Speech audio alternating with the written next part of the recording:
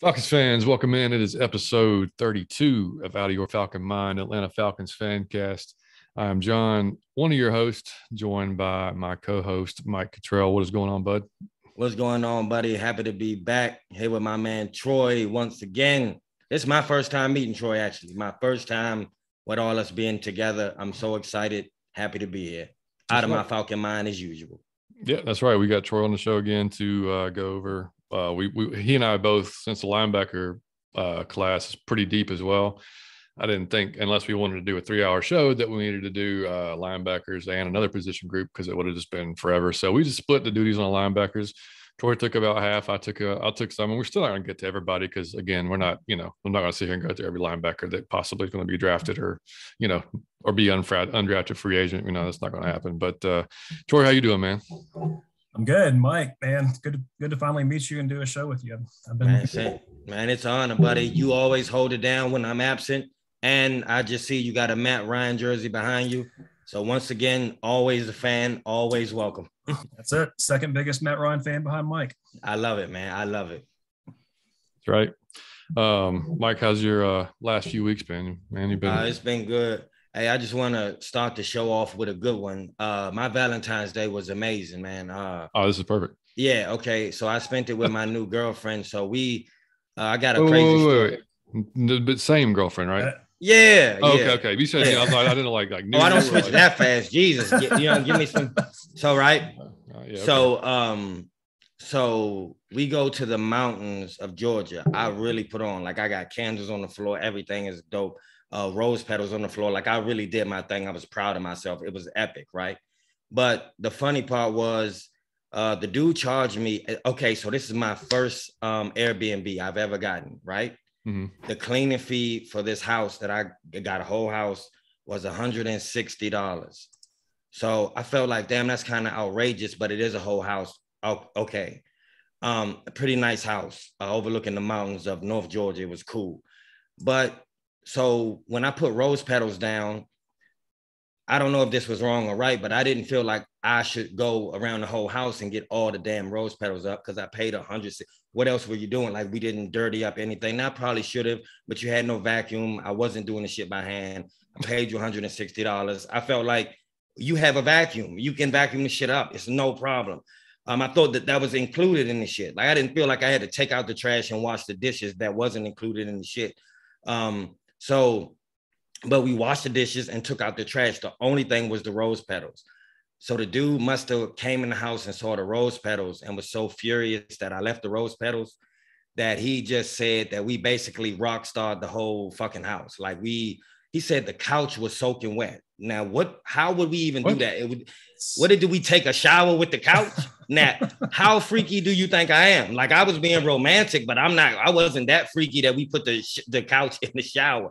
How would the couch be soaking wet? He said we burned the carpet in several places. He said that we put holes in the carpet in several places, and we broke some dishes, and we didn't even hardly use shit. The house was so, man, we stayed in one room, if you know what I mean. You know what I mean? Mm-hmm. So it was no way to do that. And the dude was like, he asked me for like $3,000. Oh. And when I saw the charges, I was thinking he was talking about for the rose petals. So I'm like, dog, for a vacuum? I'm like, I paid $160 for rose. And when I saw the list, I was like, man, I told him, go fuck yourself in every type of way. And I told him I had a bar and I should have pissed on the carpet. And I told Airbnb, I'm not giving you nothing. You could do whatever you want to do. But I just thought that was weird that he would do that. I guess he saw that and said, I'm going to I can make a huge claim and see if I get some money from him or Airbnb. But I just thought it was so, he kind of spoiled the whole thing, but I still had a great time. Should have pissed on the carpet. I know you're not listening, but go to hell, buddy. Had a great time. It was a dope time. He just ruined it. And then the next day she took me to go see the Hawks, which was amazing. I was in there with Kyle Pitts and everything. It was dope. But that dude did try to rip me off. Have you heard from him since? No, he's contacted me saying like, he tried to charge me a pet fee afterwards of $50. I'm like, dog, I paid you. Y'all don't even want to know what I paid for this room, like overall. Like, so I'm like, everything should have then to come afterwards say, yeah, okay, it's a pet fee. Well, I told you I was bringing a dog. It's not like I sprung that on you. You never said this. Then he said it was like another fee and the damages that And I was like, dog, you got a better chance at, man, selling waterfront property in Washington, D.C. You can kiss my ass, man. I ain't, man, look. Apparently you should have took photos everywhere before you left. I know, you know what? Something thought of me, but I said, why would somebody, he probably do this all the time. He wouldn't just make up something. And I knew like the rose petals, I didn't know if that was wrong or right, but I did feel like for $160, you can vacuum. But I think that pissed him off. And he probably said, I could make a huge claim if I greatly exaggerate. Like we was in there doing rock star shit. Like, how would the whole couch be wet? He said we broke a door, like just so like we had guitars and shit. Like on Valentine's Day. Like, what dude, would I'm we here. be doing? Right. It's like I'm here. I'm like with my girlfriend on Val. What do you think? That's what I told the Airbnb dude, because he's contacting me like, man, can we get your side of the story? I said, no, I'm gonna start off with I ain't giving you shit. That's my side. Then two, man, I was with my girlfriend. We was being romantic, dog. How would I be breaking shit? And what type of kinky? Come on, man. No, how would we wet up an entire couch? I'm not that good, man. Troy, you got questions? So Airbnb, yeah, I do have questions. This is fascinating. Yeah, so Airbnb doesn't have any like liability, or they can't just hit your credit card or anything, can they? No. Well, I'm seeing that now, but I don't think they can because they keep asking. He's requesting it, and I went online, and there's so many people online that were a host who said that they basically have to just ask the people for the money. And if you don't want to pay, you don't have to. But I guess Airbnb will pay it. But I even told Airbnb, man, y'all shouldn't cover shit. He's scamming y'all. He did that shit to himself.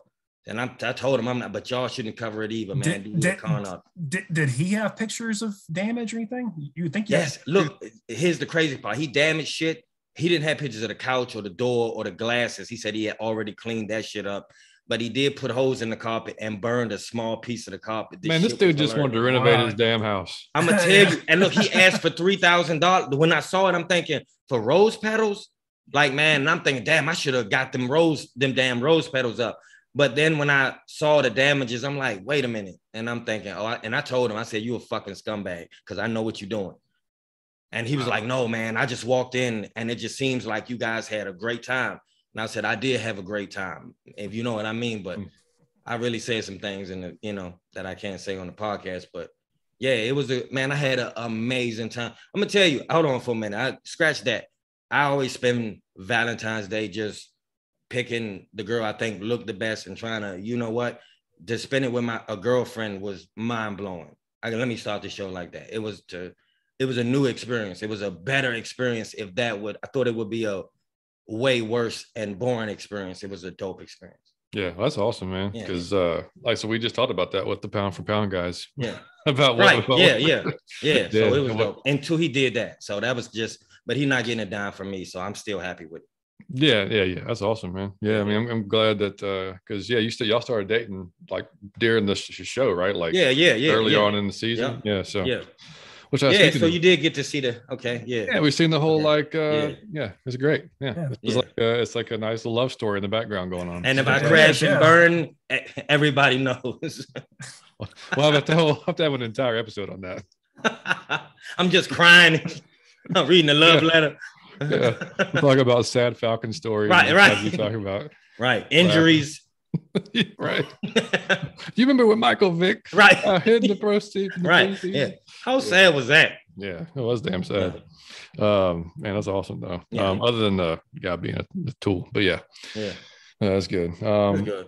Yeah. And speaking of which, I guess every time we do a podcast, like on Anchor, I have to put in what season it is and what number it is. I kept thinking I could always put in season 1 because I guess technically we're still season 1. Yeah. So I guess what we'll do is we'll just run it with the league season. So like when the free agency starts, like March 16th, then we'll start.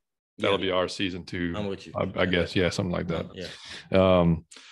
Well, man, before we get into any Falcons talk, real quick, how to contact us, how to listen to us, how to watch us. Of course, you can watch us on YouTube. If you are watching us on YouTube, you can go ahead and click and subscribe because you're already there, so you might as well just do that. You can listen to us on Anchor.fm, Spotify, iTunes, wherever you get your podcast, and of course on iTunes and Spotify. Like we say every time, you can leave us a 5-star review. Write us a few words on iTunes. We will shout you out. It helps us tremendously. Just get our name out there to be seen by more Falcons fans, get more listeners, and we can have some more fun with it. But and finally, you can contact us at atlfalconfancast@gmail.com if you want to send an email. We actually have an email to read today, and you can follow us on Out of Your F and Mind, the letter F, the letter N, Mind on Twitter, Out of Your Falcon Mind on Instagram, and So getting into it, guys. Before we go to linebackers and whatnot, Phil Yates. John. Yeah. What's up? Right before you start, I just want to give an additional shout out to the dude that nominated us at Manscaped. Yeah, Savion Mixon. Yep. Yeah, I really thought that was awesome. Thank you, buddy. Yep. And he actually has a podcast too. Yeah, that was awesome. I'll get it up here in a second, but we can plug it for him because he and two of his buddies started a podcast, and pretty awesome. Let's see if I can find it real quick. Oh yeah, Sacrifice Breeds Success. Yeah, what he started. So it's pretty cool. Yeah, it's cool. Yeah. Success. Yeah, that was man. It's him and two of his friends. And I mean, they just it's cool. Y'all just need to take a listen to it. I gotta check it out. Yeah, same spots that you can catch us, of course. So yeah, go check them out. Anyway, so Phil Yates this week put out a thing on Twitter that just said, basically what Matt Ryan's cap hit was going to be this year, and it'd be the largest if we ever, which I didn't think was breaking news to Falcons fans. I thought if you were a fan of the team, you pretty much knew that already, but I guess I was wrong. I mean, I know there's different levels of fandom, but like there was shit coming out on Twitter, like how you Ryan people going to defend this now. And I put a tweet out, like trying to explain it, just really, really simple terms. So like, it was very easy to understand. So if you don't understand, so he's owed $48 million this year because he's restructured his contract 145 times and the money keeps getting pushed back. So now that's coming due. Now, of course, he's not a $48 million a year quarterback. That's asinine. His salary is $16 million a year, which is about where probably should be. And then I saw dudes saying he should take a pay cut. Like, why? I mean, why would you do this? I mean, this is money that's owed to him that he earned. I mean, right? I mean, because the market determines what you're worth, right? So why do you take a pay cut? And so yeah, I mean, could they extend him and reduce the hit? Yeah, of course they could. Will they? We don't know. So I didn't think it was that mind-blowing to people, but my God. Y'all listen to the words John just said. I'm going to pick out three of them. Due and owned and earned. It's due. It's his money. Like he's earned it. It's due. He's already earned it. It's just coming now. Of course, John said he isn't a $48 million. I'm his biggest fan, and I'm telling you, no way. But I'm just telling you, like, it is due. He's earned it in the past. He was generous enough and flexible enough to do that. Now it's due. That's all it is. Yep. Yeah. And I mean, I don't know. I couldn't understand some of this because it kind of just boils down to math. I mean, simple math, and it's just what he's done over the years. And I mean, he's not going to. No player would take it. Would you? I mean, would you take a pay cut at your job? Of course you wouldn't. Troy, I got a question because you're his second biggest fan. I have a question. How do you feel right now when you hear, when you see those tweets and you see those people that really seem to say it with vengeance, like, man, now how do you explain, like they don't want him to get the money or they feel like he should get cut every time we have a losing season? Like, what is your reaction to those type of fans, or are you ever about to get on that boat with frustration with him? No. I mean, like we've said a million times, and you guys said at the very first episode talking about the Super Bowl, it's none of this is his fault. I mean, a big part of the reason why the Falcons have been what they are, meaning as good as they have been, is because of Matt Ryan. So definitely not his fault. I'm a long ways from getting on that train. No. Yeah, I mean, I'm not in the camp of let's extend him for another 5 years. He's definitely back into his career, but no, he's owed that money. Like John said, I mean, it was part of his deal to kind of back end it. Tom Brady did it his career. Yeah, it was really just an attempt to help the team out, front part of his career when he was in his prime. So no, I'm definitely not in that camp. Yeah. Yeah, and I love Troy, buddy. I love Troy. I'm with I it. vet everyone before they come on. I have Yeah, to right. answer a few questions. Yeah. How do you feel about number 2? Yeah, right. That is first question. Yeah, It's part of the job interview. Yeah. right. I love it. Yeah, no. But yeah, and I mean, it's really, and if you want to blame anybody, you can blame Dimitrov for restructuring and getting us in this spot. But I mean, exactly. And the thing is, don't punish him for being flexible, because that was a favor early on. So don't. Yeah. Oh yeah. He pushed off money he was due. Yeah, that's what I'm in saying. his career. Don't punish him for being flexible. Yep. I mean, yeah. So now there's talk of possibly trade now, and this is it's. And then I don't know, you probably saw this too, Mike. I went off, and we both did, but I kind of really went off on the last episode about Calvin because the whole thing blew up about him again. And some dude posted a photo from 2 years ago, and it was just so stupid. So I'm not going to get into it again. But anyway, but there is talk now possibly that we could be trading not only Calvin, but a potential Grady Jarrett trade, which both would possibly net first round picks.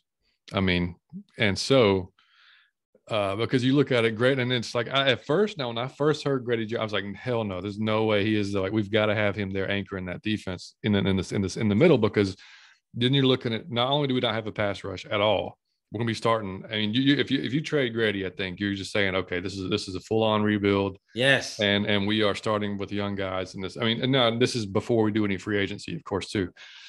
So there was a mock, I think PFF maybe did it, Troy. I don't know if you saw it. It was like a mock draft where not a mock draft, a mock kind of where free agents may go, and they had Harold Landry coming to us from the Titans on like a 4-year $60 million deal, which that's the dude I wanted. Like, I've wanted from day one since the season ended. So like, I would love that if they could find the money and figure it out. But 12 sacks. I think he had 12 sacks last year with the Titans. Can y'all hear my dog going crazy in the background? Yeah.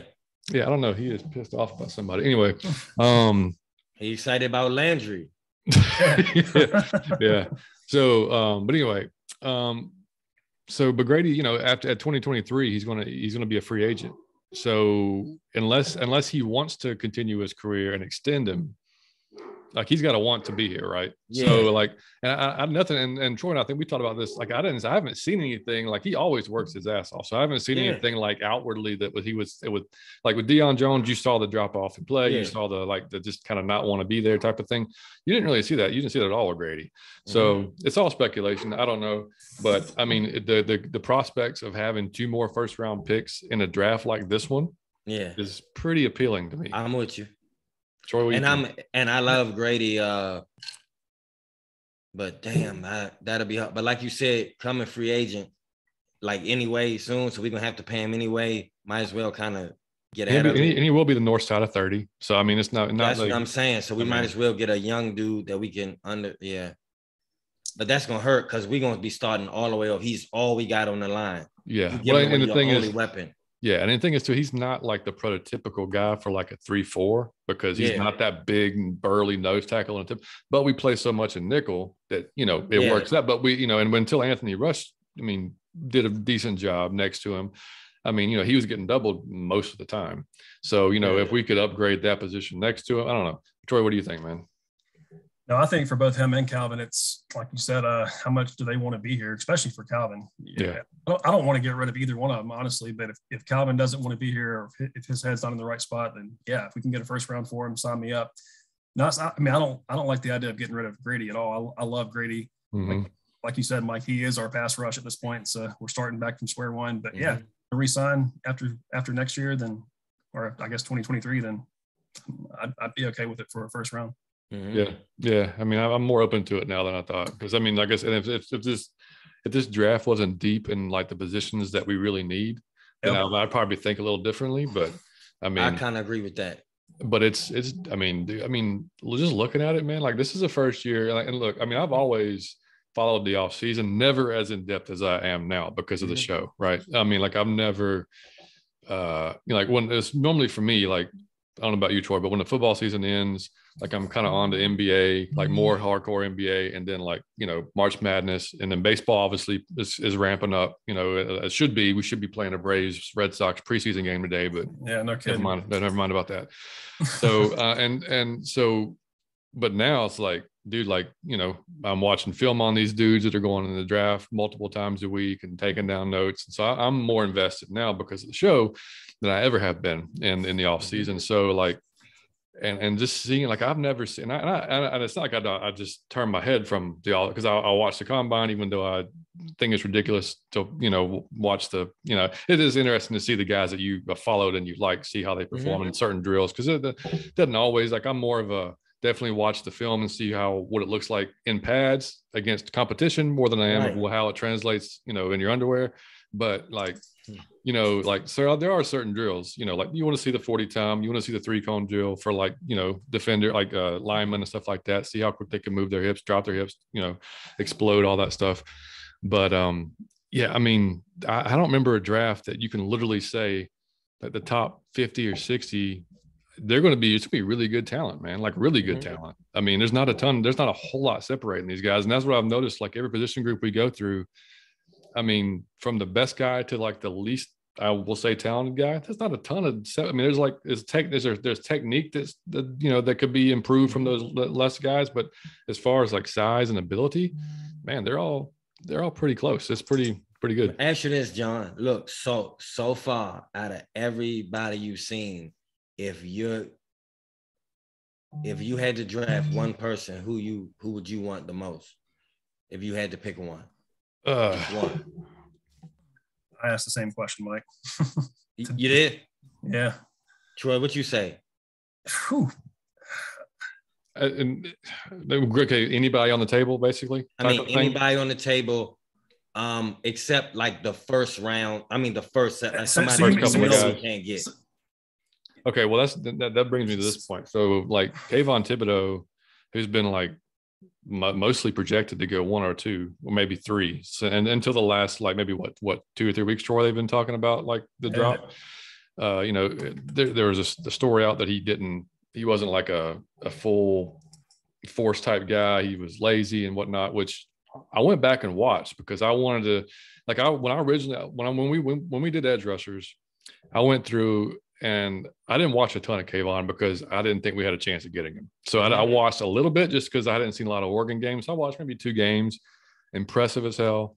But all this stuff started coming out like, yeah, he's just a speed guy. He's not, you know, and you hear that from Falcons fans, you're like, you think, oh shit, Vic Beasley, right? And you're like, going there, right? And so I was like, no, you know, like that's not what I saw. But I was like, shit, was I buying into the hype? You know, when I watched it, without just like saying like, and that's what affected my judgment. So I went back and watched. I watched like 4 games this time.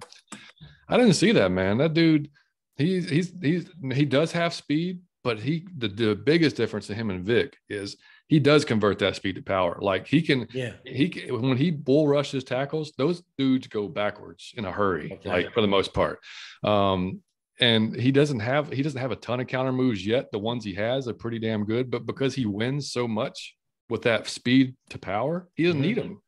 I mean, like he's a sick athlete, dude. He's like 6'5", 270 pounds or something like that, 65 maybe, I don't remember.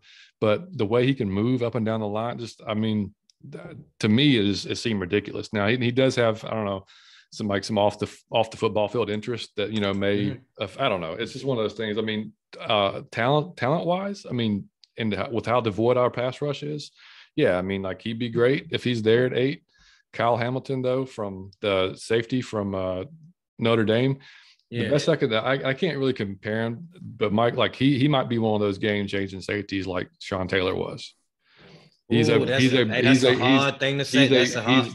Yeah, I'm not comparing him yet, but like he's got that ability. I think he's a big, imposing downhill, but can cover. I mean, like very smart player. I mean, we haven't got to safeties yet as far, but I mean, we'll go through it when we get to him. Yeah, I like him a lot. Troy, what you say, Troy? Have you got one player? So I would definitely go edge. And I mean, if it were anybody, I guess the debate would be whether you take Hutchinson over Thibodeau, but I don't think either of them will be there. If Thibodeau were to fall, I'd probably go Thibodeau. But I would I mean, knowing what we know today, assuming Calvin's coming back, I would have to go edge. Okay. Yeah, and I think a lot of people have kind of like edge kind of PTSD because of the luck we've had, I guess, with it.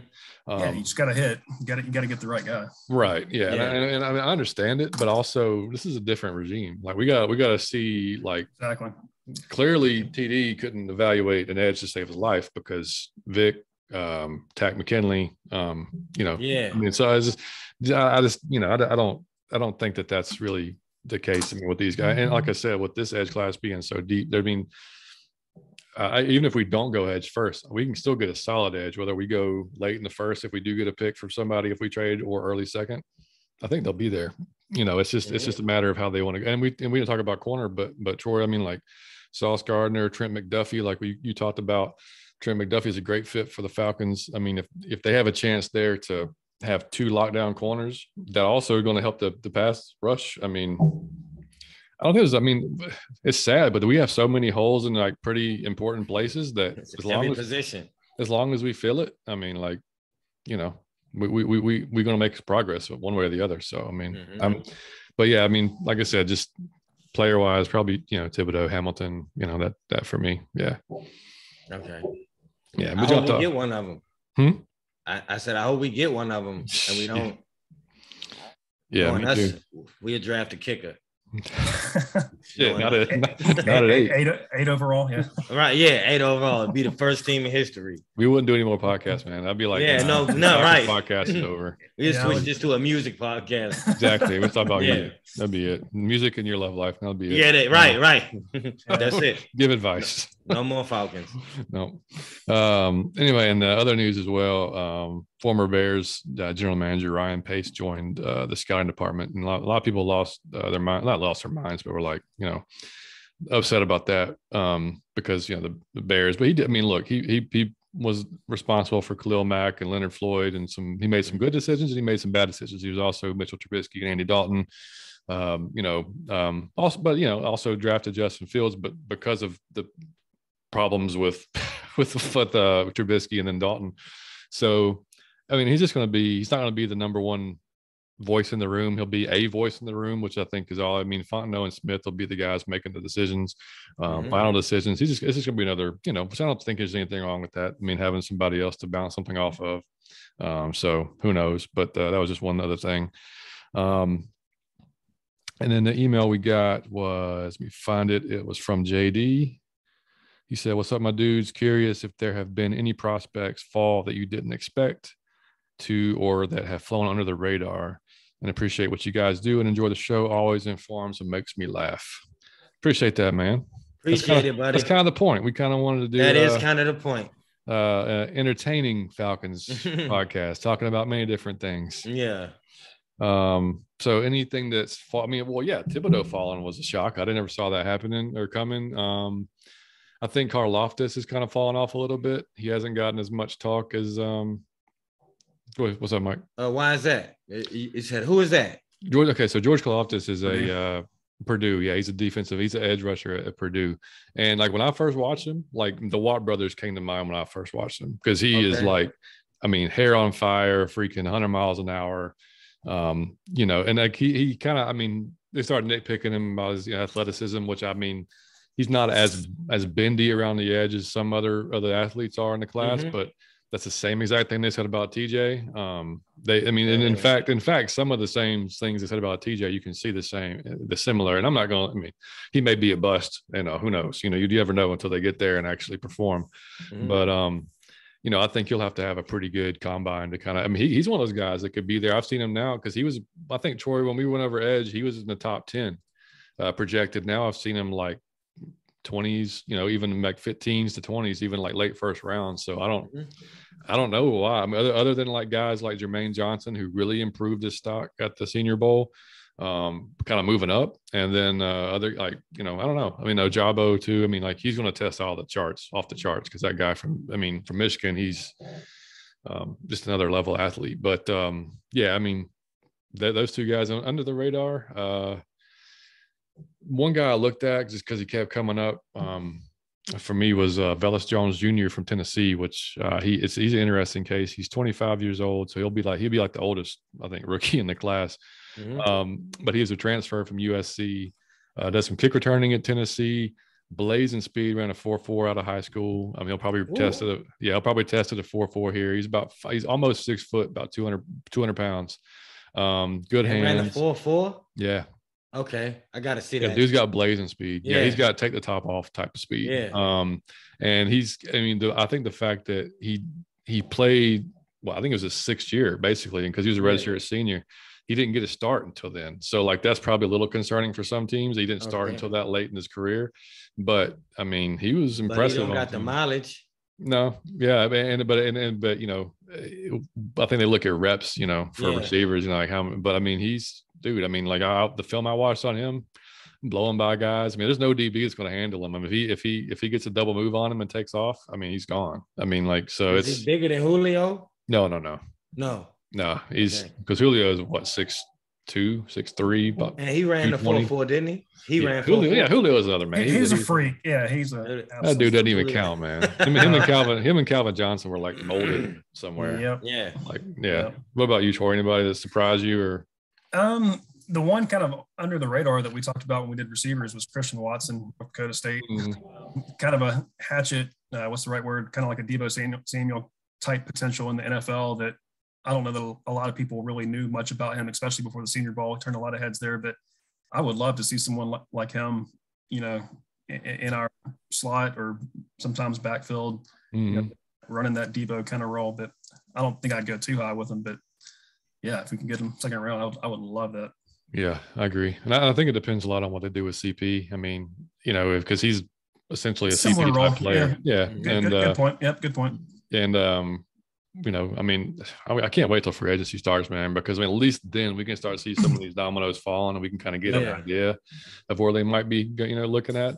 Because in that same article about, you know, I think we got Landry on a free agent deal, and then we got I think the other one was a corner from the Jets. I can't remember the name, but in that same article, we didn't re-sign CP. The Jets were reportedly, you know, they're the ones that were interested in CP, so they projected him to go to the Jets for 2 years and $12 million, which I'll be surprised if we wouldn't pay $6 million a year for him, to be honest. To bring it just to what he gives to the offense, plus what he just, like Mike, we've talked about it before, what he brings to the team, just as energy and just, I mean, emotion and everything. Yeah. So Mike Davis, I don't see a reason to bring him back because, I mean, like the pound for pound guys talked about it. I think JR was like, you know, with the running backs being so deep this year, if we don't take a running back, or what are we doing? Because it's, I mean, we got to be able to find a running back in this draft somewhere. So, and I want a running back that's shifty. Like, you know, all our running backs is like just running to the pile. Bruisers. Yep. Yeah. Yep. Yeah. I like quick backs too. Yeah. And I mean, that's kind of what, I mean, Arthur Smith likes the kind of bigger running backs. Clearly. Yeah, he does. But I mean, and there's a ton of those dudes this year in the draft. There's a ton of 6 foot, 220 pound, but they're also some like burners too. So I mean, it's okay. So it'll be interesting to see where you go. Yeah, yeah. So it's like I said, once this free, and I, you know, like I said, there's so many, like we said it multiple times. There's just so many variables around the team. I mean, you know. But let me ask you this. So I got a question for you, Troy. Do you think because of his style, like John said, he like the big running back, he want to bruise you? Do you think there's a strong possibility that that's what he's like foaming at the mouth over at 8? Or do you think he would? Oh God, I hope not. Yeah, never. I would hope not. John shook his head like, hell no. To me, running back is the least of our concerns. I got you. I don't know how he feels, but that's how I feel. Okay. That would be a luxury, not a need at this point. I got you. Yeah. Yeah. Well, I mean, and there's not really a running back. I mean, Kenneth Walker is kind of the I guess consensus number 1 back in the draft this year out of Michigan State, and you see why when you watch him, but and he's got to work on his pass pro protection because I mean some of the ones I watch, he's diving at the feet of the rusher. And we don't need that. Can't be doing that shit. No. So he's got to either learn that because especially with Matt or any quarterback, yes. I mean you're going to have to learn how to pass protect. You know, you say what you want about Mike Davis, but he stuck his nose into any blitzer anywhere all the time. He did not care. Yeah. So that's what you got to have that mentality. But no, I mean. yeah, you're not going to see. I mean, I think Kenneth Walker might be taken in the late first round, possibly, but I think most of these backs are going to go in the second, third, fourth round for the most part. You know, and I think that's just a kind of a what's happened over the years, because you've seen teams draft high running backs and then always regret it. Yeah, they pay him and then they get hurt or whatever. I mean, we've talked about it before with Devonta, but like I don't know how you pay that dude with his running style. Yeah. How do you not think he's going to get hurt at some point? Yeah. I appreciate the fact that you're not running out of bounds, but dude, I was just going to say he never run out of bounds. He always want to show how tough he is. But you are man. Who was it? RG3. That was his problem. Yeah. Would not run out of bounds. Always want to show how tough. Yeah, didn't want to get down either. Yeah, so, and he never wanted to slide. And you see what happened. You see where he at. I think I saw him in Whole Foods the other day, bagging my groceries. Yeah. No, man, he's doing TV now. Yeah, he's TV. Seriously? Yeah. What TV? He's doing games. Yeah, one of the ESPN. No, what game? The professor? You talking about the NFL? Yeah. Yeah. I never heard Robert on what station? I don't even know what station. I know, but he is doing games now. He's in the media. Yeah. Is he good like Romo? He wasn't bad, man. He wasn't bad. He wasn't? Okay. Yeah, not what I saw. Did you see much of him, Troy? Oh, yeah. I mean, I remember one game particularly. I don't remember what game it was, but he was there with like three other folks and they were chatting about him. Yeah, he was all right. Okay. Yeah. I think he might have did some college too, didn't he? Yeah, I want to say it was a college game, but I couldn't. Maybe it was college, but he's definitely doing TV and. Hey, at least that man got a job. Keep him out of Publix. Well, dude, I mean, what Mike Shanahan did to him, I mean. Yeah, man. Freaking destroyed his career there. Keeping him in that game, that was insane. Yeah. All right, so getting on to these prospective linebackers. Troy, you want to lead it off? You want me to get started, man? Yeah, either way, I can start off. So, yeah, I know we've kind of got a staggered list, so we're both going to take linebackers. So I'm going to start with keeping it in the hometown, Georgia Bulldogs, Nakobe Dean. Coming out as a junior, 6 foot, 225. And, John, Nakobe's kind of a guy for me that has fallen a little bit. I mean, you heard his name a lot as maybe top linebacker. I think PFF has him number 2. Mm-hmm. Wrong, but I'm seeing him kind of as a late first rounder, maybe even sometime in the second round. I mean, to me, it's just a testament of not a very deep linebacker class, and you might have a different opinion once you get into your guys, but no, he's good. I mean, he was the anchor of a really good UGA defensive line this year. Really good off the blitz. Had 6 sacks this past year, 2 interceptions, 2 forced fumbles. A weakness you could say is a little inconsistent on down by down basis. Only had 72 tackles this year, which, for the guys that we're going to be talking about, it's a fairly low number. Mm-hmm. Yeah, late first round, possibly second round pick. I mean, maybe somebody you can target if he slides or second round pick. Any thoughts, John? Yeah, I mean, I've seen him. I saw him in early mocks at like 8, 9, 10. That's exactly. I feel like his stock has fallen. I'm not really sure why. Is it the height? Maybe. What did you say? He was 6'2"? 6 foot. So he's 6 foot. Okay, so on the shorter side. He's not side. a huge guy. Yeah. 6 foot, 225.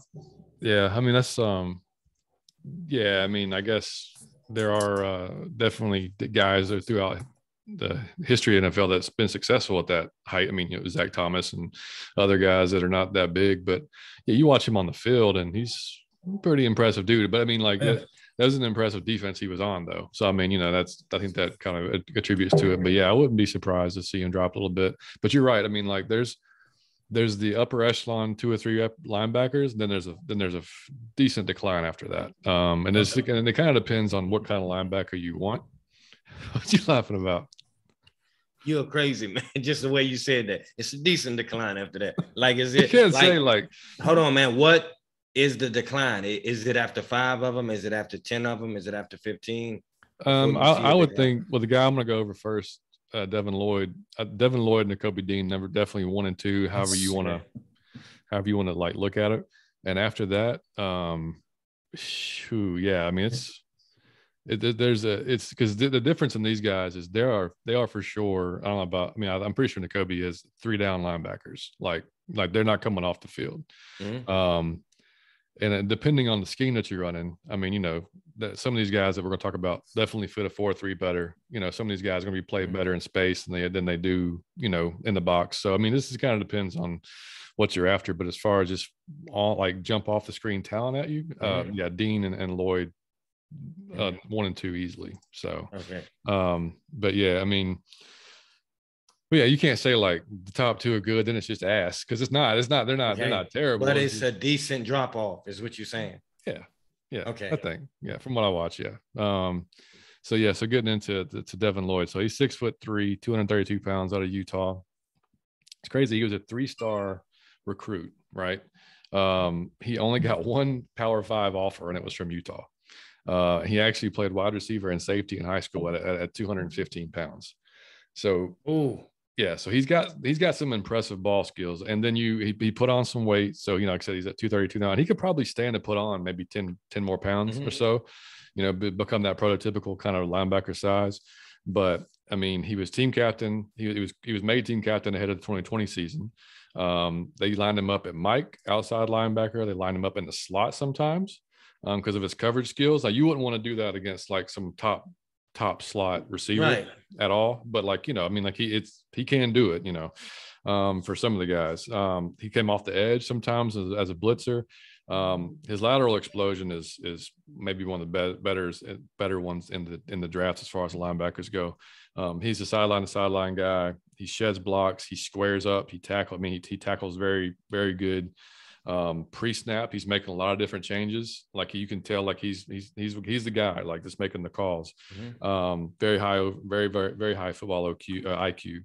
One of those dudes is he's like kind of like, I mean, I thought about Koloftis, plays with his hair on fire. So, I mean, he does too. I mean, he's nonstop the whole entire time. And then the thing is, you'll see sometimes with guys that are like this is they will overrun tackle sometimes. You see it. You saw it. I mean, you look back at our history with like safety. Well, William Moore. How many times you saw William Moore flying up and all of a sudden dude's gone? You know what I mean? And I love William Moore. Like, he's probably our best safety we've had forever. But I mean, like, he had this. He's so explosive and so fast that you just got to calm down, diagnose it a little bit better, and get the play. But man, like Devin Lloyd, I've seen him mocked top 10 for sure. I mean, I did a mock draft where we selected him at 8 just to see what it would kind of like how the picks would fall. And it still ended up as a pretty damn good draft for us. So, I mean, I was, it's possible. I mean, you never know, but if that's who they see, but he's one of those guys I think Dean Pease would really enjoy to have in his defense just because of his versatility. I mean, and I'm gonna be honest, man. He was the one guy, like, John sent me some film on the dude. I watched that and I watched some more.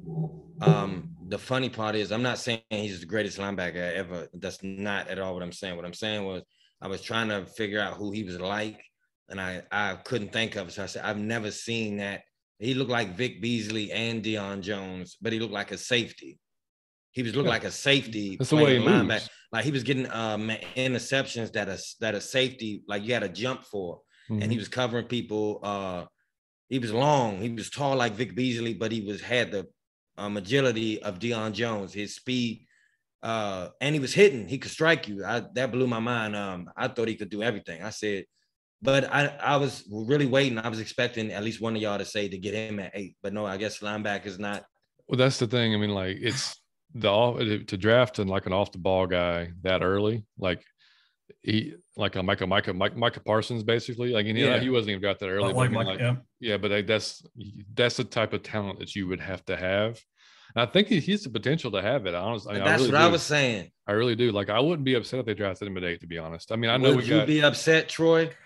No, he's the only one in this class that I would be content drafting at 8. To me, he's the heads and shoulders above everybody else, number 1. Even N'Kobe, to me, he's the only guy that I'd be content taking at 8. Yeah. Okay. And it's, I mean, not a lot of guys in the Southeast, unless like you're like us and we just randomly watch film for the show. You didn't see a lot of Utah games. Like, I saw him in the game against Ohio State in the bowl game, in the Rose Bowl. But I mean, other than that, I'm not turning on Utah to watch games most of the time, So it was me. I watched about 5 games, man. The Stanford game, if you just look up the Stanford game, the plays he makes, and it's ridiculous. This is like his whole. You could do a highlight film from just that game. Yeah. I mean, he doesn't make any mistakes. It's crazy. Yeah. He's built like a safety, man. I never seen. I was thinking Yeah, you built like a safety, a line, and you know that's what we need, somebody that can cover sometimes too. Mm-hmm. And he can hit. And he man, open field tackles. Yep. That really stood out to me, man. We need that because our dudes just come, we are too brainwashed in speed to the ball, and we come too fast to the ball. But he was making open field. That's what we need. We need what Deion Jones used to be. Yeah, right. Agreed. Joy, so next for you, buddy. Yeah, so going to the Big Ten, Leo Chanel out of Wisconsin, coming out as a junior. The guy I really, really like. He's pretty damn impressive, I will say. Yeah, and in one of the later rounds, I would love to take him maybe in a 4th or 5th round if he were to fall that far. You talk about running with your hair on fire. That's him. I mean, he's a super high energy guy. I guess just to do a quick rundown, PFF grade number 4 overall. So it does kind of show that drop that we're talking about. You know, you could have your 4th best linebacker theoretically going in the 4th round. So it's not a super deep class, but he was another guy that was a 3-star recruit and, you know, had a really good career with Wisconsin. I kind of like that. I mean, to me, it shows that, you know, somebody has that fire and passion. And, you know, a lot of times these top tier 5-star recruits don't pan out in the NFL for whatever reason, or in college.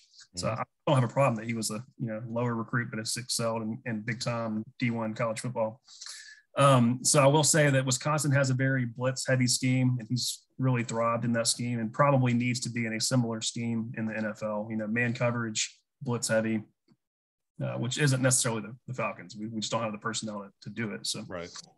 And John, you may have on your list one of his counterpart, Jack Sanborn, but yeah, Wisconsin's had some solid linebackers this year. But yeah, I mean, the biggest thing for me is just his energy, his character. Everyone seems to say he's a really high character guy, which, as we've learned with the Vic Beasley's of the world, is a very important thing. So I would love to get someone like him maybe in one of the later rounds. Yeah, Jack. It's funny because watching, I'll just do Sanborn next because I was in watching film on him. You see Chanel as well, and it's like they both just pop off the screen when you're watching the defense. And like, you know, Jack was a 4-star recruit, 6'1.5", 240 pounds, damn good tackler, squares up almost every time. Also pretty versatile guy. I think the Draft Network projected him to be like a Mike, you know, pretty much a Mike linebacker, you know, but maybe not a every down Mike linebacker, almost like a rotational type guy. Pretty good lateral movement, super high energy. Both those guys, my God, like when they're on the field at the same time, Chanel and I mean, it was they bring it. Sanborn will hit you. I mean, he does not let up. I mean, he's gonna run through you. See how we test out, but he wasn't with the pass coverage snaps I watched. It's kind of where you could see, you know, the drop off for him, because he's kind of that prototypical old school kind of middle linebacker, bigger guy. You know, I mean, just you wouldn't see typically in coverage anyway. But fantastic against the run, like really good against the run. Like he understands leverage, he understands where to fill the gaps. And just a smart player, both those guys. I mean, just smart guys. So, I mean, yeah, they're going to land somewhere in later rounds. And they'll definitely he'll be a contributor for sure on somebody's defense and probably special teams too. Because I think both those guys, I don't know, does Chanel play special teams? I know Sanborn did a few times, but I don't know if Chanel did. I don't know. Yeah, I don't know. Yeah. So, but yeah, both those guys later round dudes. So next.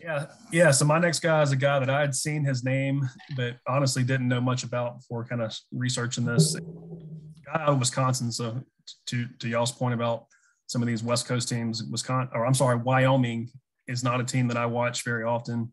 Not once. No. Yeah, but Chad Muma. So inside linebacker, come out of Wyoming, 6'2", 241. So really good size for a linebacker. PFF's number 6 overall. Had a really good 2021 season, 103 tackles with a sack and 3 interceptions. So can play kind of all over the field.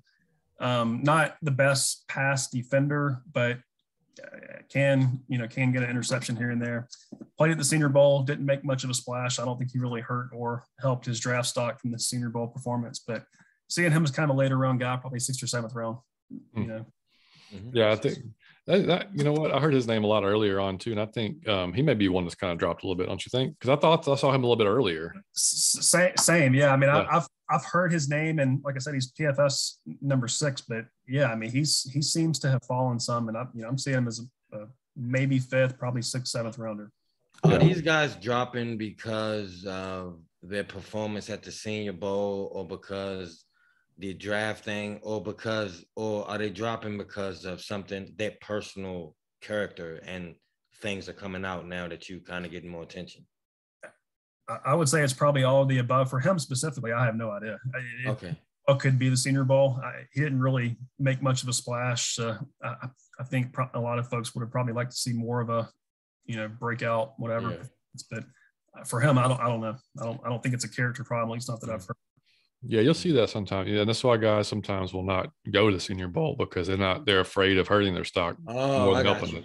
Yeah. And I mean, kudos to him, he went. But when you have guys like Jermaine Johnson and the guys that really showed out there, especially when you're from a smaller school, like Wyoming's not necessarily playing the best talent, every game. So when you get to a place like the Senior Bowl, where all of a sudden you're going up against guys from those Power 5 conferences, like you're gonna, that's where you're gonna make your money. Show that you can, because like Travis Jones from UConn. I mean, I didn't know who the hell he was. Dude, that dude was blowing up offensive tackles and guards, and guards because he's a defensive tackle. I mean, just blowing him up, and he definitely, I mean, he probably pushed himself up 2 or 3 rounds probably with his performance there. So I mean, it's just a combination. I haven't heard anything. In fact, I haven't heard anything off the field wise on many of these guys as far as bad, like hurting them. That's dope. That's dope. Yeah, that's good. Next guy for me, Micah McFadden out of Indiana, which was kind of another, I didn't watch a whole lot of Indiana this year, except for I watched the Cincinnati game because I wanted to see Sauce and I wanted to see some of the Cincinnati players. Well, Micah kept showing up and he got flagged actually and kicked out of the game for helmet to helmet for targeting. But that dude was blowing. I mean, he was going crazy up until he got thrown out. And that's not like typical for him though. He's not that type of player. It's just, he just kind of ended up, if you watch college, I mean, that rule sometimes just gets, I don't know about you, Troy. I think that thing gets misinterpreted so many times in the college game. Nobody knows what it is. No, I don't even know what a targeting is anymore. So anyway, 3-year starter at Mike linebacker, another 3-star guy. All-American as a junior and a senior, plays 100 miles an hour. He's fantastic in the run game, solid tackler. The only thing is that I guess his biggest knock is he doesn't have great length. So a lot of times, if he's going to get blocked, the guys are getting their hands on him before he's getting his hands on them. So, he sometimes can get covered up by blockers, but he doesn't stop fighting. He just sometimes, gets overpowered by him. But he's pretty much a gap blitzer on passing downs. Doesn't have a great change of direction, but not bad. Pretty good in zone coverage. Not somebody you want to have in man coverage. Draft network predicts him to be like a backup Mike linebacker pretty much at the next level. They blitzed him 80% of the times on passing downs because he's freaking relentless. You describing kind of Vic Beasley, kind of. Is that no? Because is that not kind of the same? No, because Vic didn't have this type of fire. Okay. Yeah, that's the difference. I mean, like and like I said earlier, he can get caught up on blocks and he can have issues kind of shedding them sometimes. But just, dude, I mean, as far as like all the intangibles you want, like from your middle linebacker, like a leader, I mean, team captain, I mean, that type of just, that kind of guy. Like, I think, I mean, later round dude in the right scheme, like I said, that length, you did see it show up a little bit on film sometimes when he got, taken out of plays. But man, I mean, if he's allowed to kind of work in space a little bit, and he's pretty impressive. Yeah, I can. Okay. Yeah. I wouldn't be upset like a late round pick. If we got all our needs taken care of. Yeah. But what's up next for you, buddy? Yeah. So another guy I really like, and possibly a mid to later round, Brian Assamoa, 6'1", 228, PFS number 3 overall, 80 tackles in 2021, 1 sack, 2 forced fumbles, so pretty solid numbers, playing in a good conference, good team.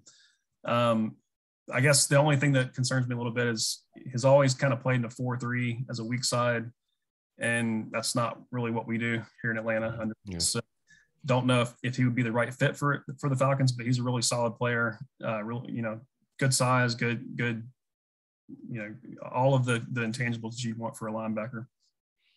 Yeah, I didn't see. That's one dude I was I wanted to watch. Just I know I gave him to you, but I want to watch him because it's just because he was such a high rank in PFF and see. Because I mean, he seemed like is he like? Who would you kind of compare him to? Like if you were, or does that you know?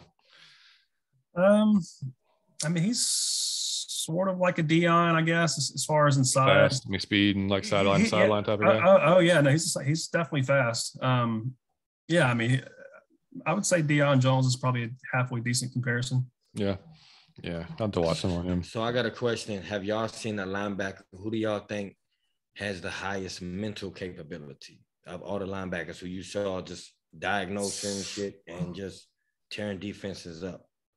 Is anyone that stood out mentally? For me, I haven't got to him yet. But Darian Beavers from Cincinnati. Okay. Yeah, very, very, very smart dude. I mean, Devin. I mean, it's hard. I can't say anything bad about Devin Lloyd. I mean, like he's for me, he's like to me, he checks all the boxes. On my side, I would say Leo Chanel. Yeah, Leo Chanel. My guys. Yeah. Okay. Yeah.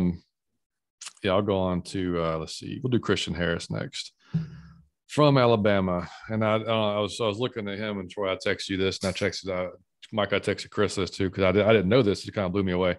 So Christian Harris, 6'2", 232 pounds, 4-star. He's a junior, 3-year starter at Alabama. Played tight end and corner in high school in Baton Rouge, and he did not get an offer from LSU coming out of high school. So there's been a lot of guys that have come out of the Baton Rouge area that didn't go to LSU for various reasons, mostly because it's someone like Nick Saban poaching them, but to not give him an offer blows my mind. Yeah. He had 25 in-state offers, and not one of them was from LSU. That's unbelievable. I mean, I sent Chris that, and he was like, man, he said the same thing he said that honestly doesn't really surprise me. And I was like, man, I'd be pissed off. And I guess, I mean, remind me, but I guess that would have been Coach. It would have had to have been Coach O that would have been recruiting him, not Les Miles, because Les Miles was, I mean, he's the guy that thought Jamar Chase should have been a safety or whatever. So, but and Mike, just FYI, if you didn't know, you can see my Patrick Peterson behind me, but I'm a big LSU guy. Look, I was staring at it. I was seeing them all. Yeah. So hold on, I got to ask you, the one right over your shoulder is what? Yeah. So you got Matt and then Craig Kimbrell.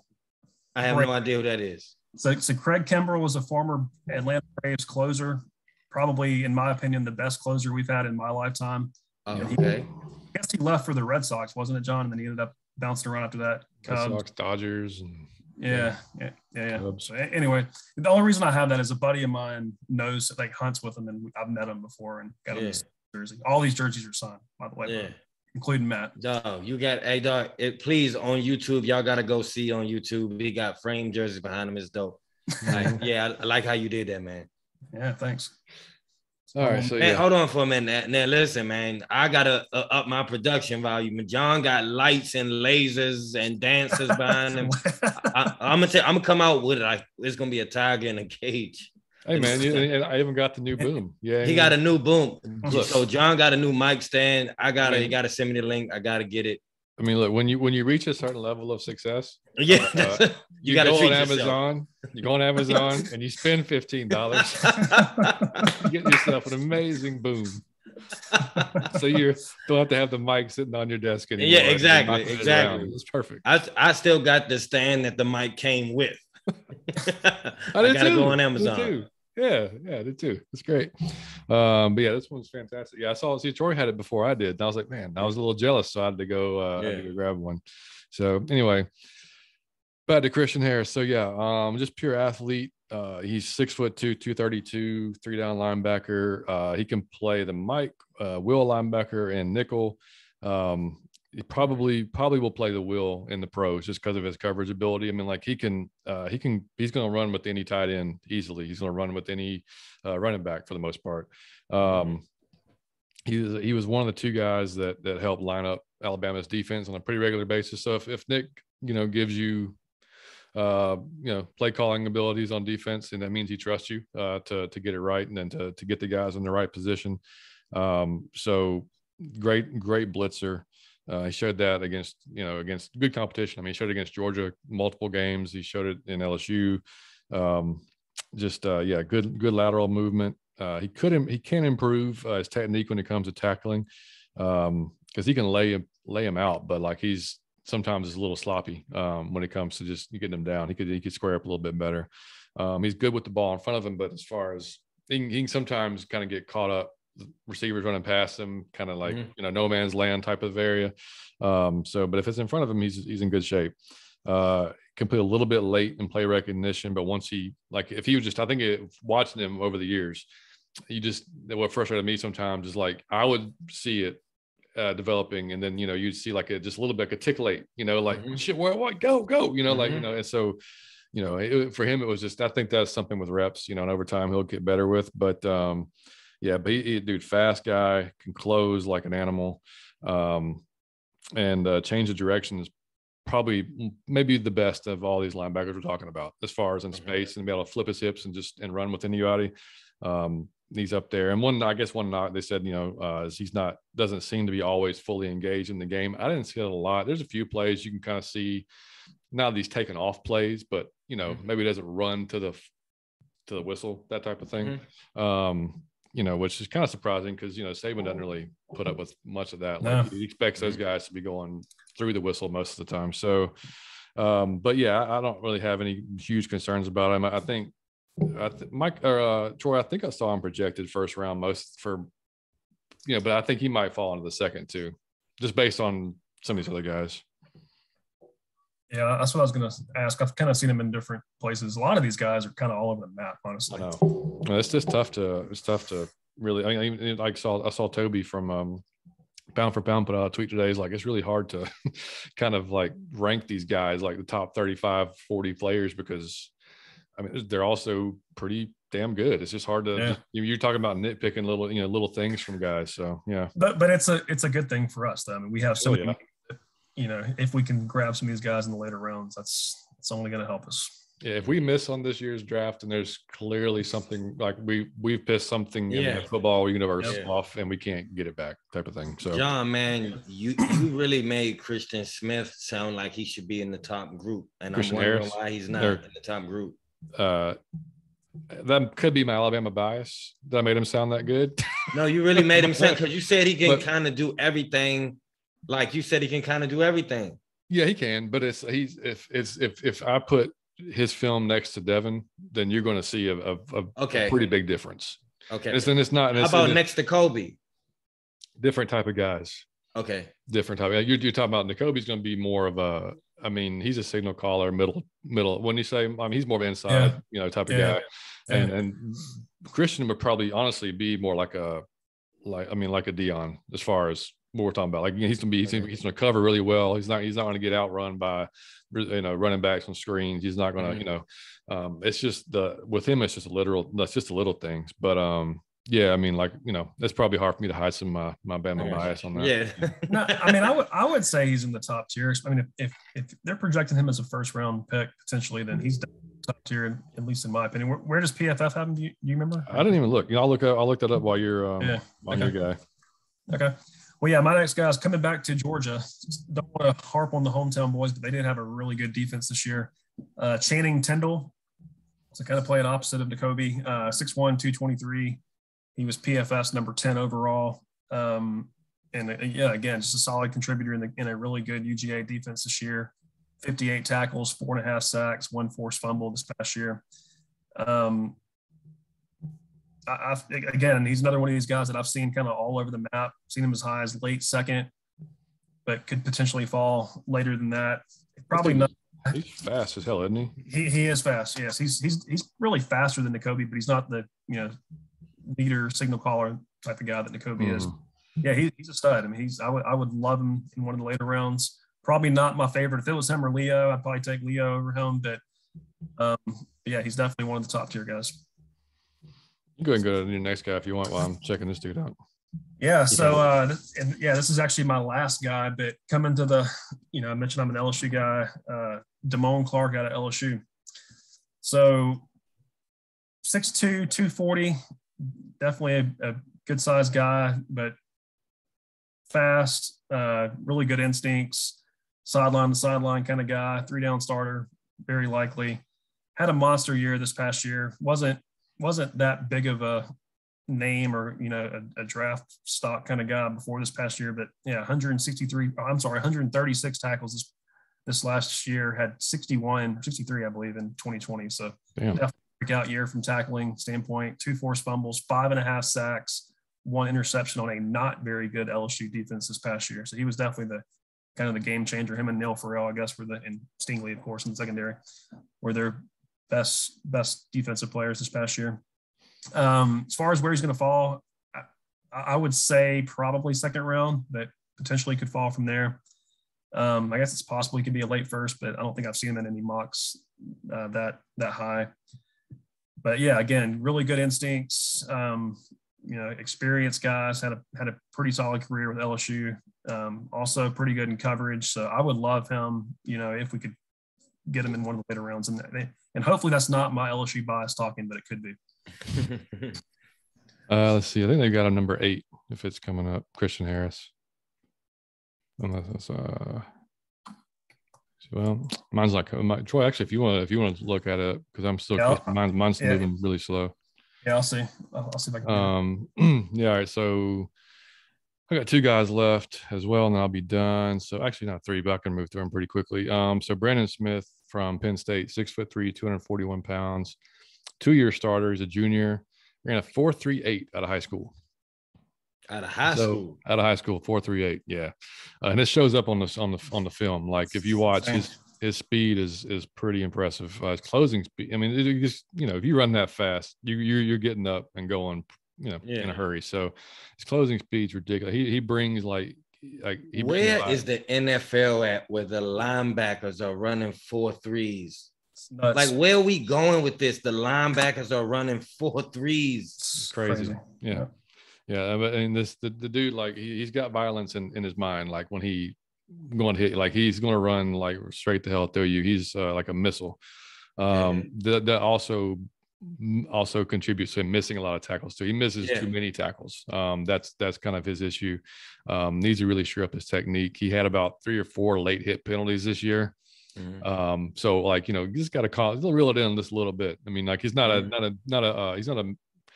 a bad player, a bad guy. He just, he just got to tone it down a little bit. Yeah.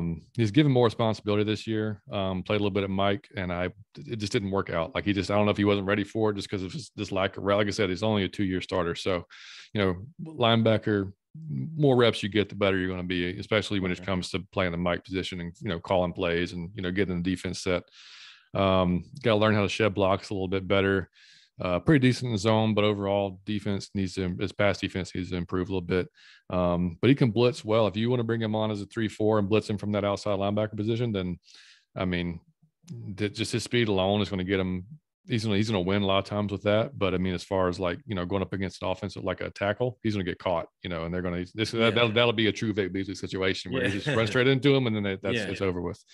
Because his punch power, when he gets into the blocks, is just not there yet. So he's got to get that better. He shows like if you look at his highlights and you don't look at you just don't watch the game, like you'll see like the flashes he shows is just like amazing, but it's just not consistently there like you want to see.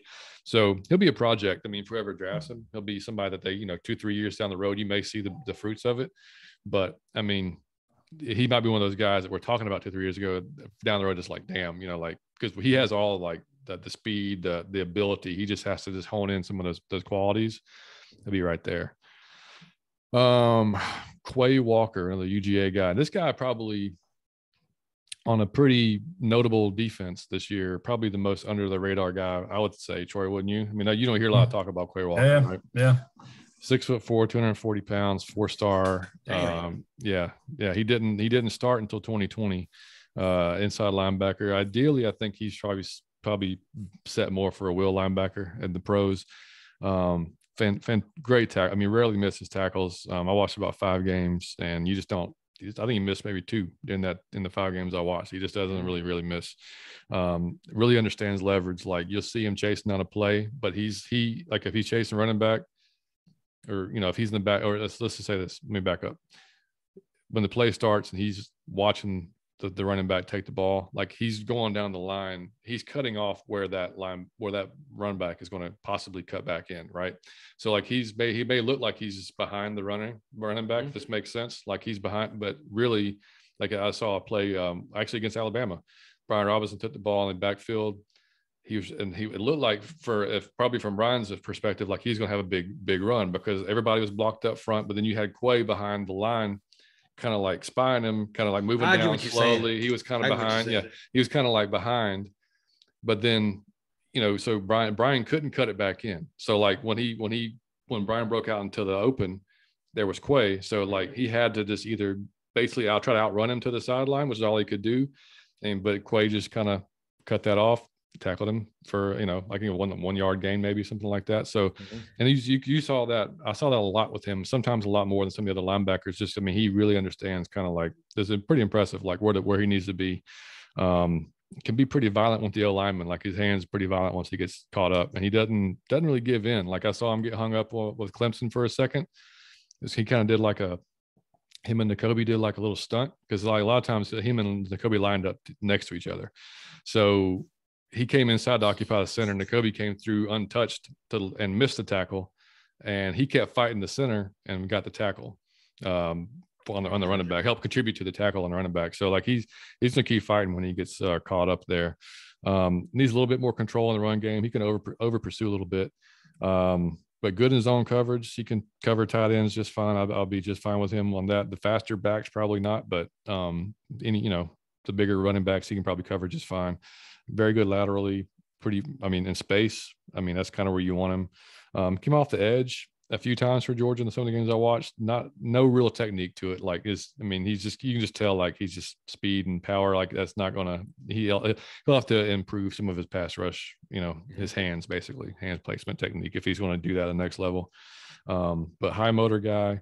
They mostly lined him up in the box, but he can be lined up pretty much anywhere just because he's just a hell of an athlete. When he came out of high school in Georgia, he was, he was one of the top. I think he was remember the 2 linebacker, I think, coming out, and he was more really, really highly touted guy, and he probably had a really quiet. Just had a really quiet career.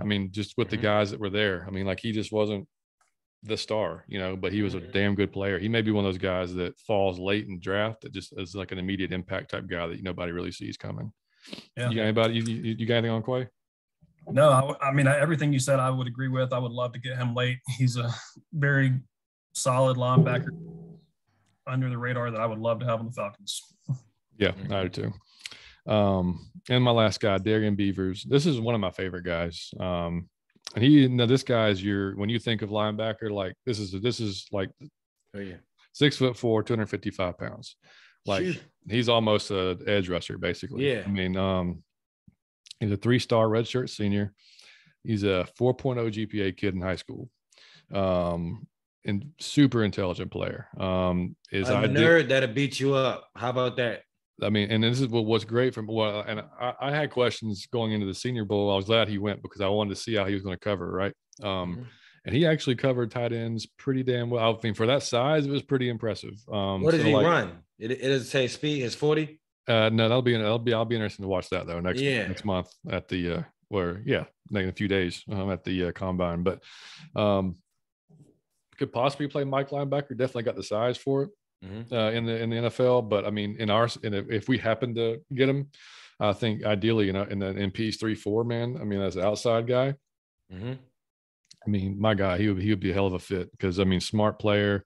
You never see him out of position. Like he's never just out there kind of guarding air. You know what I mean? Like you see some guys just kind of in the middle of nowhere, like just because they're supposed to be there, but like he's not that type of guy. Like he finds himself where he needs to be. He's not someone you're going to drop deep into zone or anything like that because he is 6'4", 255. He does have some limitations based on his size, but he did prove he could cover the tight ends, like I said. But super powerful, super explosive. He's more explosive than you would think for somebody that size. Like this, you see him laterally running down running backs. It's pretty surprising. Fits really well into a hybrid front, which again I think really works well with what Pease wants to do. the Draft Network actually said that Belichick disciples would love this, like salivate over this guy because like of his versatility and what he could do in many different, positions. But just, I mean, like I think they're the same one that said he just has like tone setting aggressiveness. Like I thought that was the best phrase for him because like once he's in the game, he makes a few hits, like the defense knows like, all right, here we go. Like we're ready to go now. And, but as a run defender, I mean, excellent. He excels as a run defender, and he's played, like I said, he's played Sam, he's played Will, he's played Mike. He can do pretty much anything at the linebacker position. So depending on what team drafts him, I'm sure that's what, they'll probably have it in mind already where they want to put him. But I would love to have this guy. And he might go, this might be like a 3rd round type of guy like there. And he may go before that. If a team really, really falls in love with him and wants him, on there, he may be a 2nd round guy. It's just so hard to predict, man. Like this is the toughest year to predict where these guys are going to land because it's like the teams, and you got the quarterback class of Mike, where Troy we talked about last week. I mean, the quarterbacks could mess up everything. I mean, they could, or they could help. I mean, like I think they're going to help us. I think they're going to help so many teams that need a quarterback, it's only going to help us if some of these guys fall. Yeah. Because Mike, I think we talked about it, Mike. The quarterbacks class this year is not like fantastic. Yeah. But there's a couple of guys that kind of like there's enough that makes teams want to like, man, but if he hits, then we're gonna be heroes. So I think Malik Willis and Kenny Pickett, like those guys are. And if anybody they'll take a chance on is quarterback. They always do that. They'll pay you and take a chance, and that just bodes well for us. Yeah. I mean, if any team moves up ahead of 8 to draft a quarterback, then that's fantastic for us because that's going to only help us, and I mean, a lot of the some of the reporters and media members really seem, and I guess they've heard this from the team, is the Falcons really, really love Desmond Ridder from Cincinnati, and they were one of the first teams to interview him at the Senior Bowl. So maybe we draft him in the 2nd round as a quarterback, as a backup to Matt. And then, he may be the guy they plan on turning the reins over to, who knows? But I would feel better about drafting the quarterback. I'm not opposed to it if we just stand pat as we are. But if we do end up trading Kayvon and or Grady and get another 1st round pick, I'll feel a lot better about taking a quarterback at that point in the 2nd round.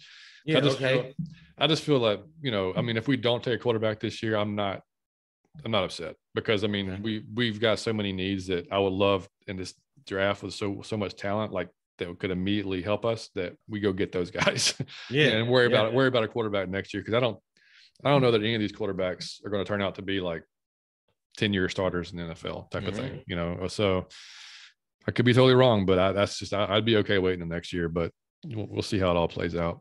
But I have a question for the both of you. I'm gonna name 3 players, and you tell me if you think they ever playing again. You ever see Antonio Brown, Tom Brady, and Aaron Donald. Are they done, or you think they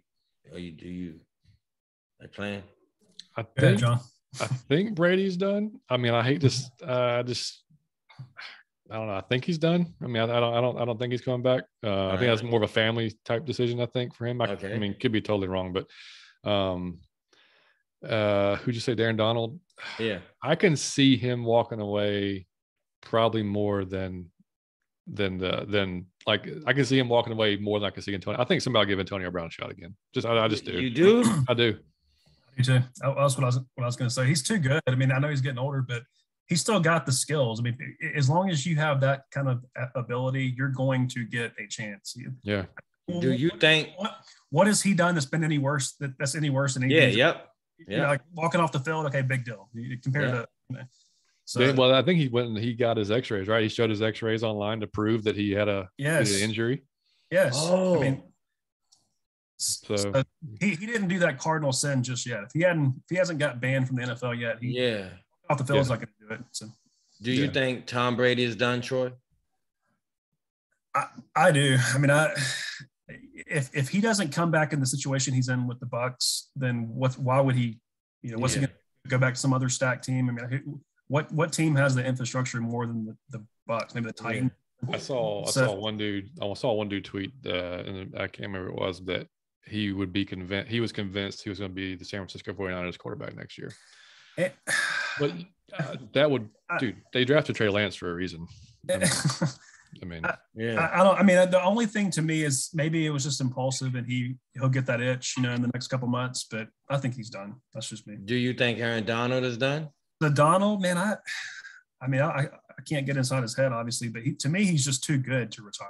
Like he's in the freaking prime of his career. I mean, why retire now?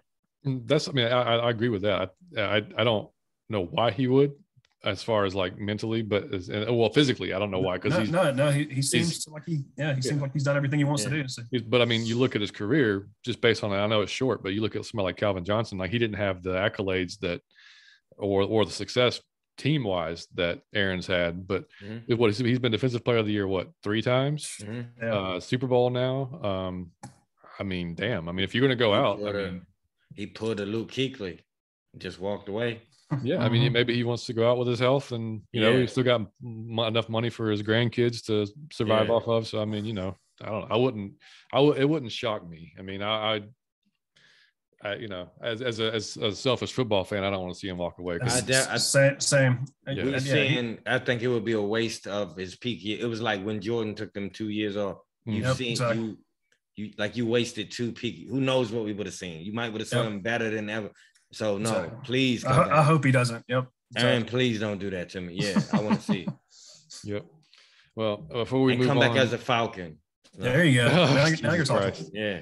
Dude, there was some when the Grady Jarrett talk started, they were like, what would the Rams do to bring Grady out there and put him next to Aaron Donald? Would that just be unfair? That's unfair. It'd be unfair. Roger Goodell would have to step in and say, the first time in history, we can't do this. It's unfair. It's insane. That would be unfair. How do you block that? You don't. No, you don't. Both guys occupy 2 guys, right? Yes, you don't block that. Yeah.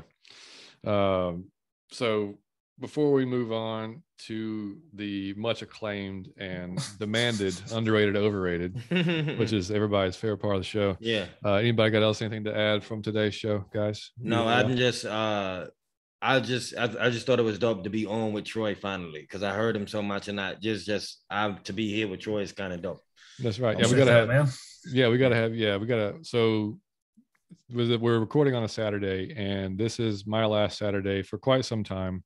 So we do it during a week now. That I'm going to have available because Liam's baseball starts up next week. Okay. And that's every Saturday and every Sunday. Okay. Until the end of time.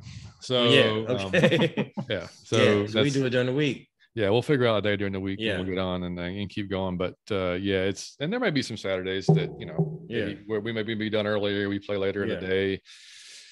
Who knows, man? But it's it's about to get crazy again. So But so anyway, underrated, overrated. Mike, let's your segment, buddy. I will kick it off. Underrated, overrated. I'm gonna do underrated Allen Iverson.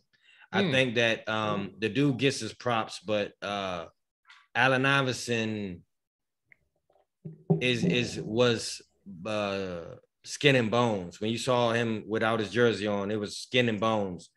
The dude, I don't think, was 6 feet tall. Maybe the toughest player in the history of the sport.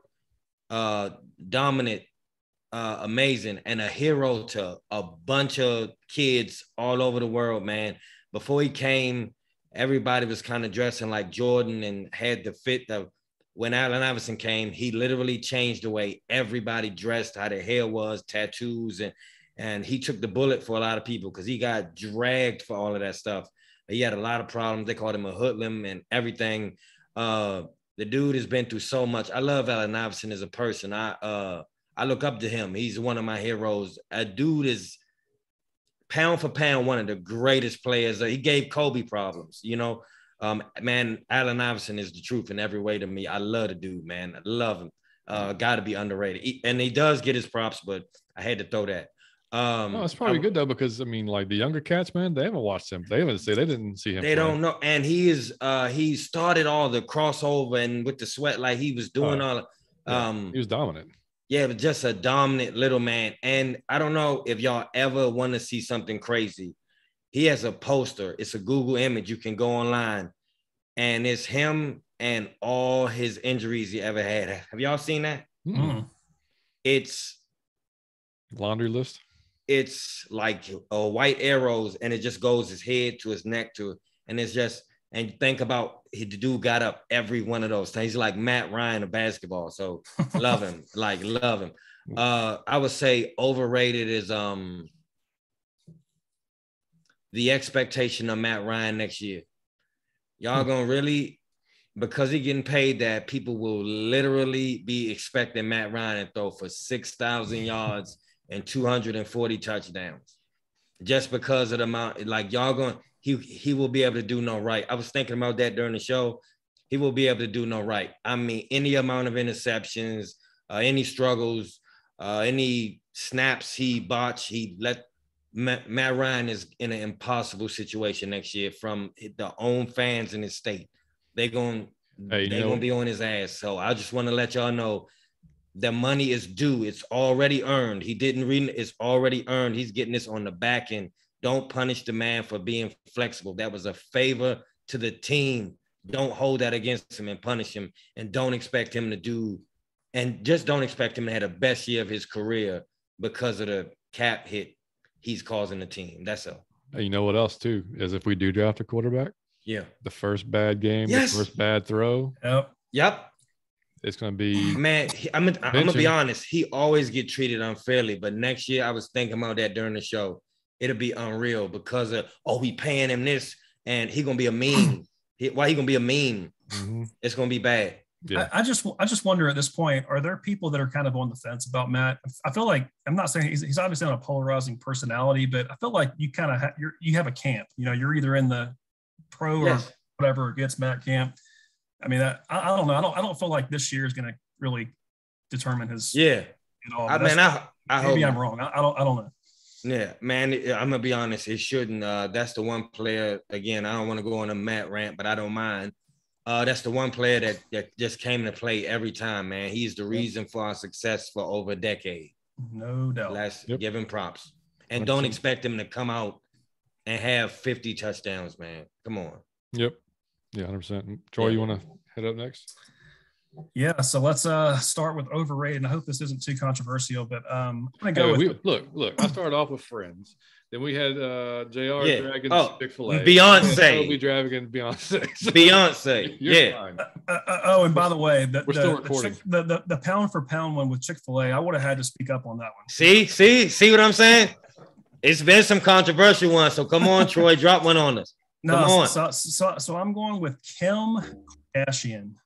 Who? And Kim Kardashian, and better yet, for that matter, all of the Kardashians. Is this underrated or overrated? This is overrated. Oh, I'm with you. Come on. So I'm all about capitalism. I'm not going to criticize anyone's way of making a living. Believe me, I'm the last person to do that. And I'm not really going to criticize the fact that family has found a way to make many, God knows how many millions of dollars from basically having zero talents. Or in Kim's case, I guess she has one talent. But I guess I do blame the people, and I hope my wife can't hear me for being the ones to actually care about what those people are up to, and indirectly paying their bills. But the Kardashian family in general is unbelievably overrated, and I have no idea why we even know who they are. We getting canceled this season, John. I'm telling you, because it's like South Park. We go further every go. Every time. Is it underrated, or you got another one, Troy? So I have an underrated. This is just kind of a personal story of mine. So my wife grew up with her family having a hot tub for pretty much their entire life. So she's been on me for the last now almost 9 years, believe it or not, of our marriage about getting a hot tub, right? And I've always pushed back, they're overpriced and it's going to be another thing to collect dust outside. So I guess about a month ago, I finally bit the bullet and bought a hot tub, right? Okay. And before I go on, let me just caveat: this isn't a hot tub. This is an inflatable hot tub. So this is, I'm kind of a redneck. So this is like John's $15 mic. This is an Amazon special, cheapo budget inflatable hot tub. And this is kind of like an experiment, like, okay, Mandy, you like hot tubs. Let's get you a hot tub, right? So I will say, here we are a month later, and basically every night that it's not like ridiculously bad weather, put the kids to bed at 7 o'clock, whatever, and me and Manny go get in that hot tub, and we absolutely love it. So underrated and not just a hot tub, but an inflatable hot tub. That is so dope. That is so dope. Damn, I may have to go. Yeah, see what I'm saying? Hey, look, I'm gonna tell you, he just sold so many inflatable hot tubs. Come on, Amazon sponsor. We don't have a Coleman endorsement, but I guess we go for it. I already. Coleman hot tub is like I don't even know what it was on sale. I'll say that. Of course, it was on sale, but they're like a fraction, and I mean like a fraction. Of the cost of it. But how do you fill it up, Troy? Like, would you put water in it and it heats up? Dude, I'm learning all this right now. But yeah, so you put, just your hose, you fill it up with water. I think it's like 200 gallons. Took a few hours to fill up. And it has like a heater, right? A pump or whatever the right term is, I guess like a normal hot tub would have. But it took about a day, probably 12 hours or so to heat up. And that's really the only whatever you want to call it set up, right? It blows up in like 10 seconds. The tricky thing we've learned is like the chemicals, right? You have to, and luckily my wife's taken on that project. She's all about the mixing of the pH and the chlorine or whatever, but the chemicals is the problem. And there may be reasons for this, but when we get in, sometimes it's like foamy or it's just kind of feels weird, sticky or whatever. So I will say that the chemical side of it is an important component that you want to stay on top of. This is not a chemical issue. It's not right. I know what this is. Yeah. But anyways, highly, highly underrated hot tubs. Inflatable hot tub. You heard it here first, out of your Falcon mind. I mean, I already do the bourbon at night before, so like this may just, bourbon, cigar. That's how dope is that? It's like the holy trinity of that: bourbon, cigar, inflatable hot tub. Oh wow, yeah, that's dope. Yeah, I may have to look into that one. All right, so for me, I got the two as well. So bring underrated, it on home, Johnny Yates. So underrated. And this may seem kind of weird because they still exist, but they're just not used that much anymore. Magazines, like getting a magazine, and read. Because and this the only reason I say this, listen, is because we were at the store, right? And Liam picked up like a Time magazine. It had like the history of Marvel in it, right? And he starts looking through it, and I was like, oh, that's pretty damn cool. Okay. And then but I just for some reason it ticked in my head like, shit, he's never actually, like I got him a subscription to Sports Illustrated for kids because, to have that. So he's had that. But like when I was a kid, like my first, like I used to love like Slam. Y'all remember Slam magazine? Like Like that was like, I got a membership to that. Like as soon as I think it started in 94 and I bought so I couldn't wait to get that magazine in the mail, like that Sports Illustrated, like this other stuff.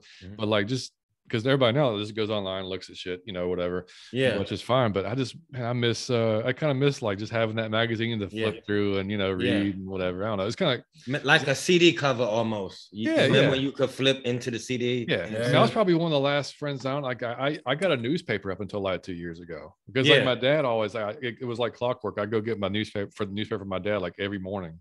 It'd be in the dresser. I could get it for him. And he would save me the sports page. He put it aside, So it was just something about like holding the paper, going through it. I don't know. It's just that hit me. I was like, yeah, magazines. Yeah, I missed that. Magazines, buddy. Overrated. I don't have McDonald's much anymore. I try to avoid it, for most because just I had it so much as a teenager and in college that I don't need to have it. Is really I've had my fill of it. But the fries, I missed having the fries because I liked them a lot. I don't know if something changed or maybe it's just me, but the fries let me down big time last week. I went to go get I just got some nuggets and some fries. I was looking more toward to the fries, and just ass for the most part. Like I could name you 6 different restaurants I'd rather get fries from now, and that's that's like their calling card, right? McDonald's fries. Yeah. Most amazing thing ever. And man, that's just not where I remember. Like it was a bummer because I was looking so forward to it. There's like it was barely salty. It just tasted like I was just chewing on like crispy plastic or some shit. So I'm gonna tell you what is hilarious. A few days ago I hadn't had those in a long time. I said I want some McDonald's fries. Just see, I was in line, did the same thing you did. Well, I'm here. I should get some nuggets too. The fries were trash. They weren't salty enough, and they were crisp. They were hard. All of them were hard. Right. Like it really sucked. It was, and I was like, I didn't even want to eat this. I just wanted to, you let me down. McDonald's. I don't know what they may have changed the, Yeah. Well, I remember, and I remember your story from a few months ago when you almost killed yourself eating the Big Mac or whatever. So it messed my stomach up. Yeah. Yeah. I mean, so yeah, that was disappointing, man. So yeah, overrated McDonald's fries. McDonald's fries. No longer do it for me. Try Checkers fries, ladies and gentlemen. Amazing. Is that where it's at? Yeah. The Checkers fries. Yeah. All right. Well, guys, we appreciate y'all listening. It has been we probably went a long one today, but it's okay. We had a good time.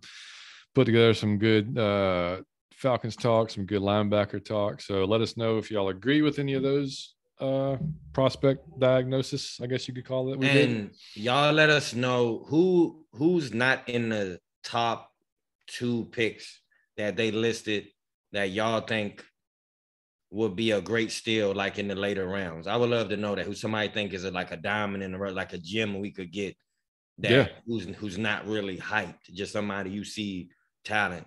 Like Aaron Rodgers went in the 6th, didn't he? No, he was 23rd pick overall. He was supposed to go higher though.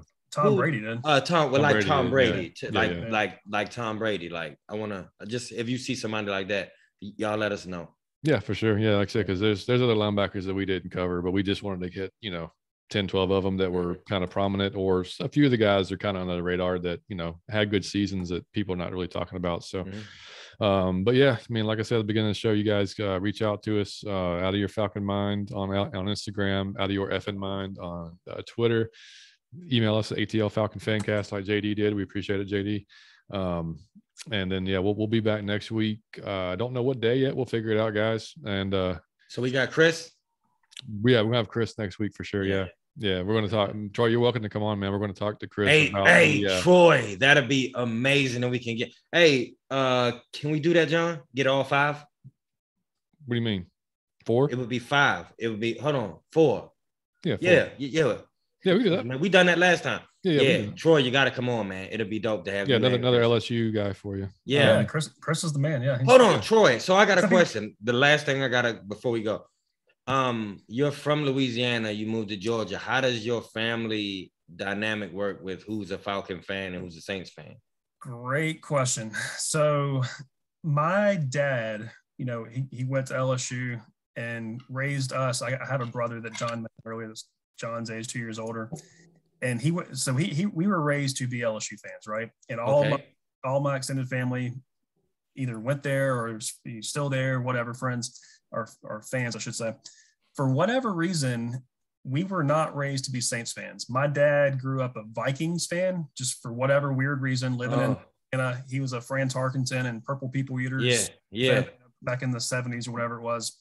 So he kind of grew up as a Vikings fan. And I will say, like, even a lot of my extended family that's still there, they're not, in some ways, Baton Rouge is, and not to everyone, but some ways a different world than New Orleans. They kind of like, oh yeah, that's the smelly Mardi Gras. Oh yeah.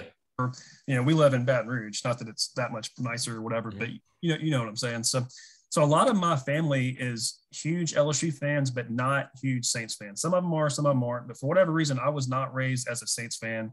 So yeah, when we moved here, like John said, when I was a kid, we were pretty much just adapted to hometown teams other than LSU, and became Braves fans, Hawks fans, Falcons fans. Yeah, that's kind of how that worked for me. I mean, I will say I'm not a typical Falcons Saints hater, I guess. I'm not blood, thirsty hate for the Saints like a lot of Falcons fans do, but I do not consider myself a Saints fan. Yeah. I mean, I love it.